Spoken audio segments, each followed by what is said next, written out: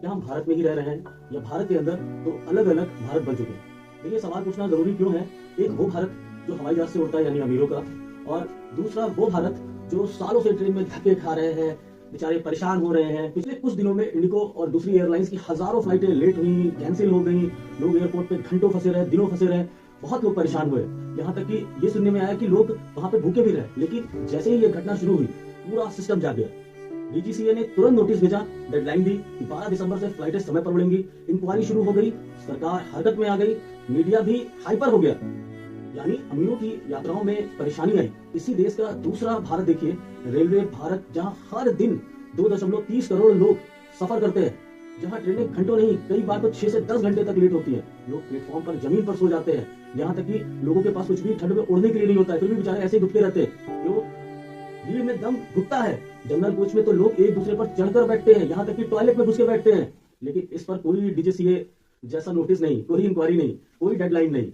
यहाँ रेलवे रोज 2.3 करोड़ लोगों को ढोता है, उसकी देरी पर किसी को फर्क नहीं पड़ता भी है, पर उस पर कोई बहुत तगड़ा एक्शन नहीं लिया जा रहा है, ठीक है, या कुछ और उसका समाधान नहीं किया जा रहा है। तो सवाल यह है, क्या इस देश में यात्री भी दो तरह के हैं, एक अमीर एक गरीब, एक वो जिनकी यात्रा फ्लाइट से होती है और वो जिनकी परेशानियों पर पूरा सिस्टम झुक जाता है, और दूसरे वो जो सालों से ट्रेन में तकलीफ झेल रहे हैं, लेकिन उनकी सुनवाई कहीं नहीं होती। इंडिगो में इतनी सारी फ्लाइटें एक साथ कैंसिल रद्द होना कोई बहुत साधारण घटना नहीं है। ये बहुत सालों में कभी कदार होने वाली घटना है, और ये घटनाएं तभी होती हैं जब हमें सिस्टम या कोई भी चीज सिखाना चाहता है कि इसको देख के हम सीख सकते हैं, इसको देख के हम कैसे और भी चीजें सीखेंगे। एयरटेल है या जियो है, उस सिस्टम क्रैश कर जाए या प्रॉब्लम हो जाए, आधा भारत बिल्कुल एक दूसरे कनेक्टिविटी खो देगा, क्योंकि हमारे पास 3 ही ऑपरेटर हैं जो बड़े ऑपरेटर हैं। तो हमें भारत सरकार को इसको देखते हुए कुछ 2-4 चीजें करनी चाहिए कि और भी जो नए प्लेयर है उनको आने दे, थोड़ा कंपटीशन और भी बढ़ेगा।